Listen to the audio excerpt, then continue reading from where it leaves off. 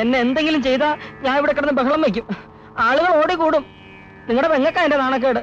എന്തായാലും രണ്ടിലും തീരുമാനിച്ചിട്ട് ഇന്ന് പോകുന്നുള്ളൂ. എന്റെ കടപ്പാട്ടൂരപ്പനാണ്. അന്ന് നിങ്ങൾ പറഞ്ഞതിന് ശേഷം ഞാൻ രാധയെ സ്മരിച്ചിട്ട് പോലുമില്ല. ആരെങ്കിലും എന്തെങ്കിലും പറഞ്ഞു തന്നിട്ടുണ്ടെങ്കിൽ അതെല്ലാം നുണയാണ്. നിന്നെ എവളെയും കൂടി കൂട്ടി നിർത്തി ചോദ്യം ചെയ്താലും നീ സത്യം പറയും. വാ. അയ്യോ, അത് വേണോ?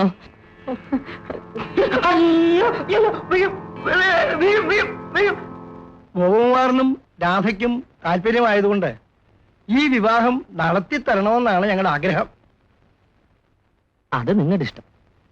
അതെ, കല്യാണത്തിന് ഞങ്ങൾ എന്താ തരേണ്ടത്? പെണ്ണിനെ തരണം.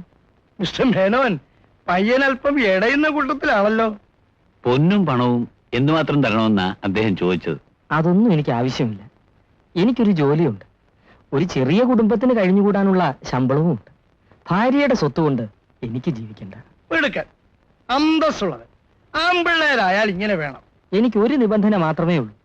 കല്യാണം കഴിഞ്ഞ് രാധ എന്നോടൊന്നിച്ച് എന്റെ വീട്ടിൽ താമസിക്കണം. അത് വേണോ? ഇവിടെ കഴിയാമല്ലോ.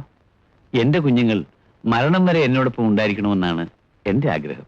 ക്ഷമിക്കുക, വാടക വീടാണെങ്കിലും എന്റെ ഭാര്യ എന്റെ കൂടെ അവിടെ ഉണ്ടായിരിക്കണം.